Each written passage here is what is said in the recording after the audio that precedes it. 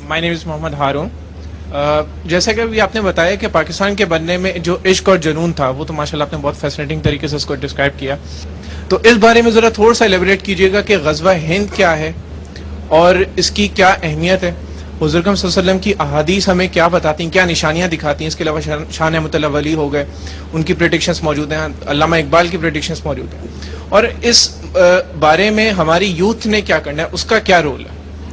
Thank you very much. Interesting question Zaid साहब। देखिए, हुजूर ने एक बड़ी खूबसूरत हदीस हिंदुस्तान के कैप्चर होने के बारे में भी फरमाई है। ये पहुंच गया 1400 साल पुराना स्टोरी में और यही ले लेके जी रहा है। चलिए सुनते हैं आगे और क्या भौंक रहा है। और उसका ताल्लुक मोहम्मद बिन कासिम की हदीस से नहीं है। सियासत्ता की किताबों में और तमाम बड़ी किताबों में ग़ज़वा हिंद के हवाले से यह हदीस मशहूर है, जिसमें हुजूर ने फरमाया कि एक आखिरी मार्का होगा हिंदुस्तान के साथ, जिसका मफहूम है कि जिसमें मुसलमान फौजें हिंदुस्तान को दोबारा कैप्चर करेंगी। इस साइको पेशेंट की मेंटल स्टेटस देखिए। जो भीख मंगा कौम सारी दुनिया में भीख मांगता फिर रहा है, और वो भी हालत क्या है, किस तरह से भीख मांग रहा है, उसका भी एविडेंस मैं आगे दे रहा हूँ। उसके चंद रोज बाद सदर आसिफ जरदारी को चीन जाना था। जो इसमें चार्ज लगाए गए हैं, उनमें चार्ज सबसे बड़ा ये है कि चीन के साथ $2 बिलियन का एक मुआहिदा हुआ है जो खुफिया रखने का प्रोग्राम था, और वो जो $2 बिलियन है सॉवरन गारंटी पर मिलेगा। 2 मिलियन या बिलियन? बिलियन। हाँ, 2 बिलियन तो कोई अमाउंट जो नहीं। सॉवरन गारंटी पर मिलेगा। सॉवरन गारंटी का मतलब समझ रहे हैं? खुद को गिरवी रखना। शिट। अच्छा। और सॉवरन गारंटी पर $2 बिलियन लेने को इल्जाम बना दिया गया, जैसे कुछ जुर्म हो गया।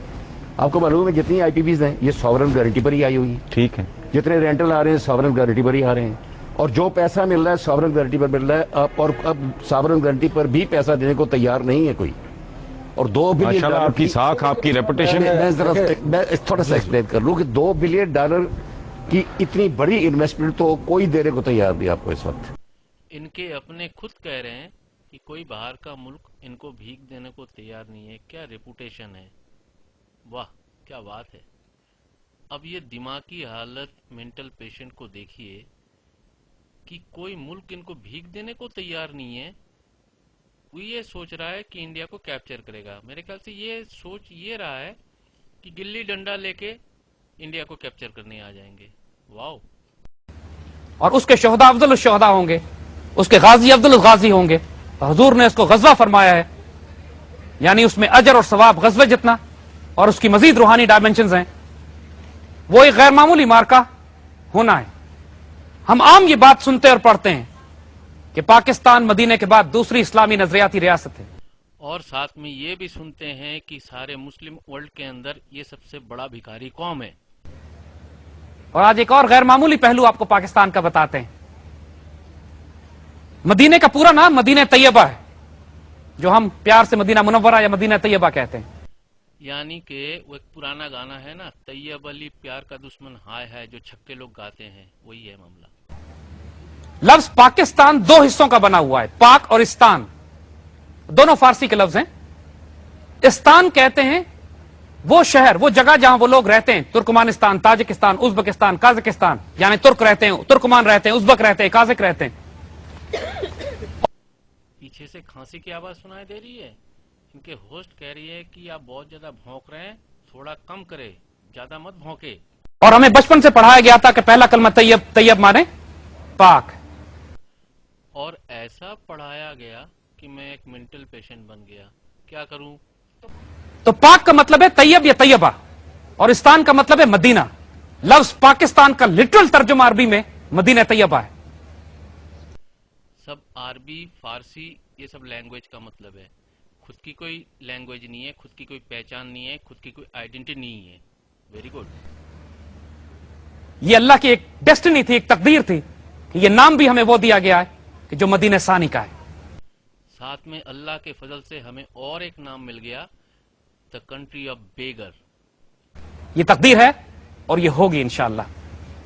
अपने आप को इसका हिस्सा बनाइए।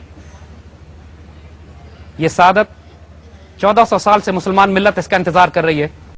और जो कि बाहर के मुल्कों से भीख ना मिलने पर इंतजार करते करते यही दम तोड़ देंगे जिस तरह 900 साल मुसलमानों ने कुस्तुनतुनिया की फतह का इंतजार किया और जबकि अब खुद फौत होने वाले हैं, और सैयदना अबू अयूब अंसारी से लेकर सुल्तान फातिह तक मुसलमान उस पर कैंपेन्स लॉन्च करते रहे, और अपने आप को मलिया मेट करते रहे, इसी तरह अब सिर्फ एक तकदीर बाकी होनी रह गई है और वो गजवा हिंद की है।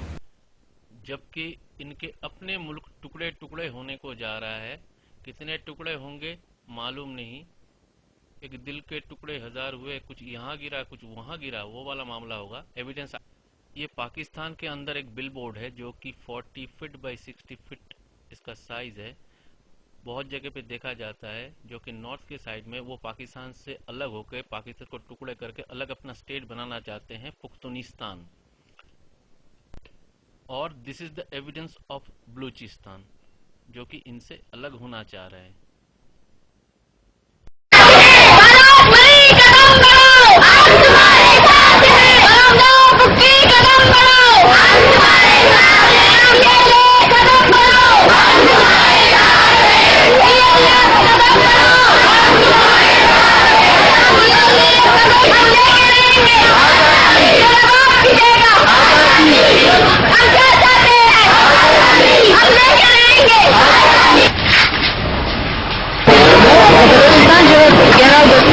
यानी इसका भी वर्ष पहले अपनी आज़ादी का ऐलान किया और पूरे एक साल तक अपनी आज़ादी को बरकरार भी रखा, लेकिन उसके बाद इस पर फौजी ऑपरेशन हुआ और यहाँ के जो खान है उसको बिलजित उसके ऊपर फौजी ऑपरेशन करके उसको नफ्सियाती तौर पर मजबूर करके इसे जो है इससे ये साबित होता है कि बलोच कौम कभी भी पाकिस्तान का हिस्सा नहीं था और ना हम बिलजित तकसीम और इलाक को मानते हैं। हम ये कहना चाहते हैं कि हम बलोच कौम जो है आज़ाद है, आज़ाद थे, आज़ाद हैं और आज़ाद रहेंगे।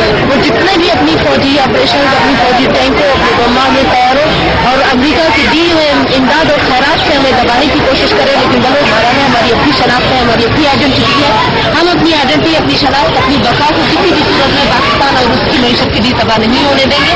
हम ये जानते हैं कि बलूचिस्तान जो है वो पाकिस्तान की बगैर सर्वाइव कर सकता है, लेकिन पाकिस्तान जो है बलूचिस्तान की बगैर सर्वाइव नहीं कर सकता। और ये सारी बंदिशें इसीलिए है कि ये जो है अपनी पाकिस्तान अपनी बका को बचा सके। लेकिन अब बलूच कौम इस शऊरी बुनियाद पे पहुंच चुका है कि हम अपनी आज़ादी की बगैर किसी कम चीज से हम नहीं मानेंगे। शुक्रिया। इस मेंटल पेशेंट का अल्टीमेट कहने का मतलब ये है कि हम सब मिलके इंडिया जाके भीख मांगेंगे।